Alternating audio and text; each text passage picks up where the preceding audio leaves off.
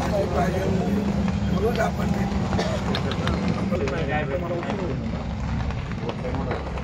पाहिलं मी सर्व पाहिलं जेव्हा समजा नाही याला पण फोन लावून 2 दिवस सण कॉन्सेप्ट होती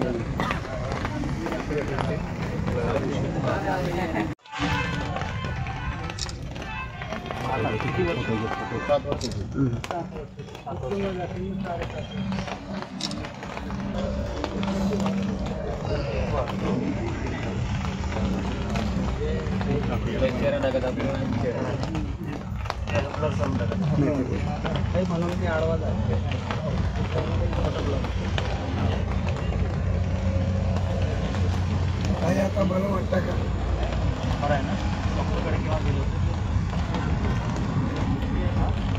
आता परत केव्हा बोलवलं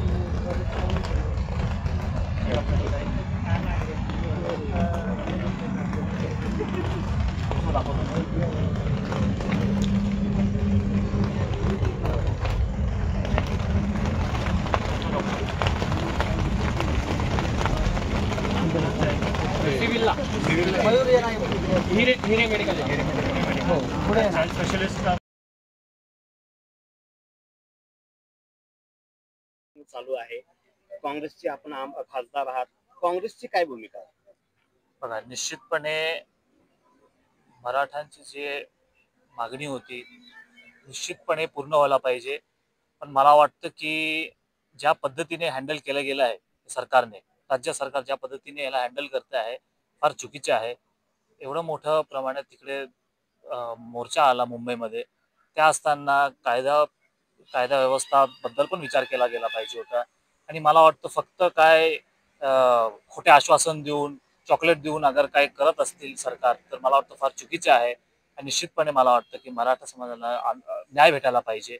आणि काँग्रेस पक्ष पण निश्चितपणे मला वाटतं त्यांच्या पद्धतीने जे प्रवक्ते आहेत ते त्यांच्या प्रतिक्रिया देणारच, पण निश्चितपणे मला वाटतं मराठा समाजाला न्याय भेटायला पाहिजे। खासदार या झाला जवळपास 1 वर्ष उलटले, आपण मतदारसंघाला बरेचसे आश्वासन दिले ते पण आता पूर्ण झालेले नाही।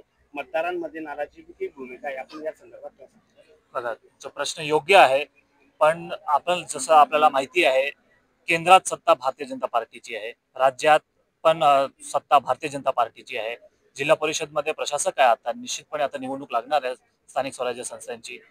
विरोधी पक्ष म्हणून माझं काम असतं की सरकारला ज्या विचारणं, प्रश्न उपस्थित करणं।